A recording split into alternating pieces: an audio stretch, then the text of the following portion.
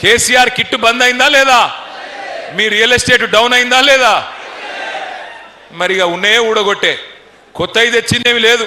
ఉన్నాయే ఊడగొడుతీవి, ఉన్న భూములే గుంజుకోబడుతీవి, కలలుగా చెప్తీవి, కథలు చెప్తీవి, కానీ చేసిందేమీ లేదు.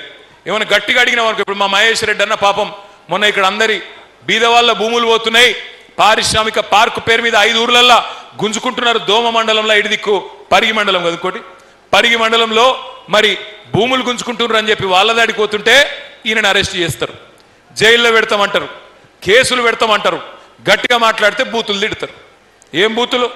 రైతు బంధు ఎప్పుడేస్తావయ్యా రేవంత్ రెడ్డి గారు అంటే నీ లాగుల తొండలు ఇడిచి పెడతా.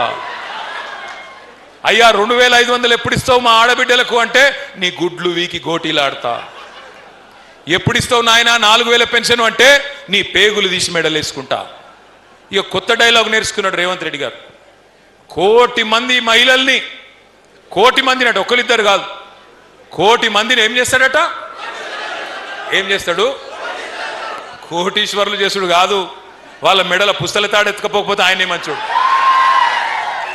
నేను రేవంత్ రెడ్డి గారికి వాళ్ళ పరిగి వేదికగా విజ్ఞప్తి చేస్తా ఉన్నా, సవాల్ చేస్తా ఉన్నా. రేవంత్ రెడ్డి గారు 1 కోటి మంది మహిళలకు కోటీశ్వరులు అన్నావు కదా, నేను మిమ్మల్ని అడుగుతా ఉన్నా, నిజంగా నీ మాటల్లో 1% చిత్తశుద్ధి ఉన్నా ఒక పని చేయి. కోటీశ్వరులు చేసుడు దేవుడెరుగు, లక్షాధికారులు చేయవాలని ముందైతే. ఇప్పుడు ఒక్కొక్క మహిళకు చెప్పినావు కదా నెలకు 2500. ఏడిపోతురా మీరంతా? ఏడిపోతురు మీరు? ఆగురే, ఎందుకు ఆగమెందుక? ఏడిపోతురు భయ్ మీరు? కూర్చోరాదా? ఏడిపోతురు, కొద్దిసేపు కూర్చోండి, ఆగమెందుకు చేస్తున్నావు? మీరు డిస్టర్బ్ అయ్యి అందరినీ డిస్టర్బ్ చేసి ఏం చెప్తురా మీరు? కూర్చొని ఓకే ఓకే ఓకే. మీరు 1 కోటి మందిని కోటీశ్వరులు చేసుడు కాదు, లక్షాధికారులు చేయమని నేను అడుగుతున్నా. ఎట్లా? నువ్వు నెలకు 2500 ఇస్తాను, నెలకు 2500 ఇస్తాను, 12 నెలలకు 30,000, నెలకు 2500 అంటే 5 ఏళ్లకు 1,50,000 రూపాయలు. అంతేనా? లెక్కలు కరెక్ట్గానే చెప్పినా లేదా?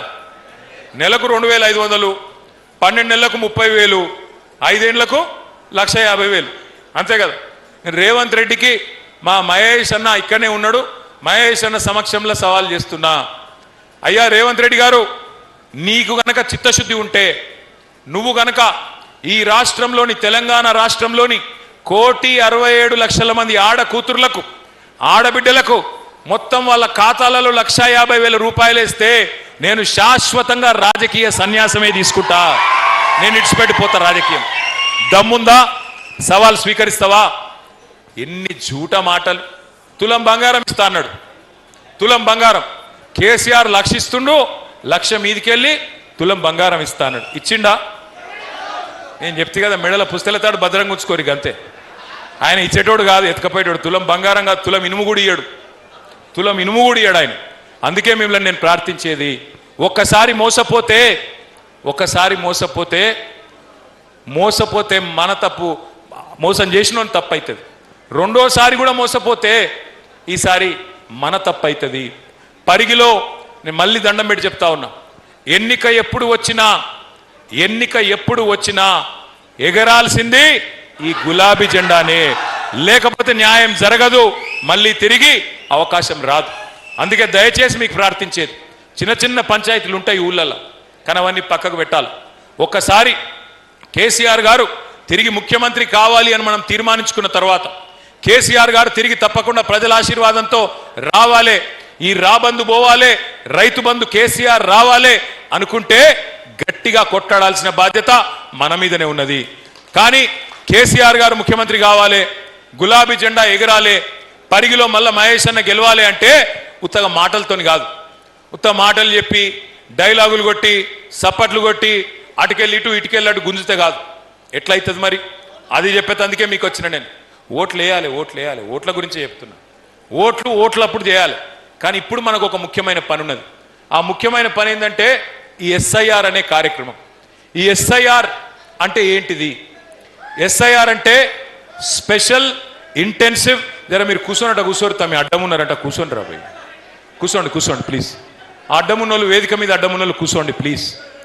ఎస్ఐఆర్ అంటే స్పెషల్ ఇంటెన్సివ్ రివిజన్, అంటే ప్రత్యేకంగా ఓటర్ లిస్టును వడబోసే కార్యక్రమం, జల్లెడబట్టే కార్యక్రమం. అంటే ఏం చేస్తారు ఇంట్లో? నెక్స్ట్ స్లైడ్, నెక్స్ట్ స్లైడ్ తమ్మి. ఓటర్ లిస్టును ఇంతకుముందు మహేష్ అన్న చెప్పినట్టు ఎస్ఐఆర్ అనేది పోయినసారి చివరిసారి 2002లో జరిగింది. ఆ ఓట్ల లిస్టు ఇప్పుడు లేటెస్ట్ ఓట్ల లిస్టు పక్క పక్కన పెట్టుకుంటారు. పెట్టుకొని ఏం చేస్తారు? మ్యాపింగ్ చేస్తారు. మ్యాపింగ్ అంటే ఏంది? ఉదాహరణకు ఇప్పుడు మహేష్ అన్నకు, అనిల్ అన్నకు మరి 2002లో పిల్లలు ఉన్నారు, కానీ వాళ్ళకు ఓటు హక్కు లేదు. ఇప్పుడు 2026లో ఉన్నాం. ఇప్పుడు ఓటు హక్కు వచ్చింది అనుకో మహేష్ అన్న పిల్లలకు. ఇప్పుడు ఏం చేయాలి? ఆ రోజు 2002లో మహేష్ అన్న పేరు, ఆయన భార్య పేరు ఓటర్ లిస్టులో ఉండే, కానీ ఇప్పుడు పిల్లల పేర్లు 2025లో ఓటర్ లిస్టులో ఉన్నాయి. ఈ పిల్లల పేర్లు కొప్పుల మహేష్ రెడ్డి గారికి లింక్ చేయాలి, ఆయన ఫ్యామిలీకి లింక్ చేయాలి, మ్యాపింగ్ చేయాలి. ఆ ప్రక్రియ నిన్ననే ప్రారంభమైంది. మరి దానికోసం మనం ఏం చేయాలో నేను చెప్తాను. నెక్స్ట్, ఇప్పుడు మొత్తం తెలంగాణ రాష్ట్రంలో 3,39,00,000 ఓట్లు ఉన్నాయి. 16,000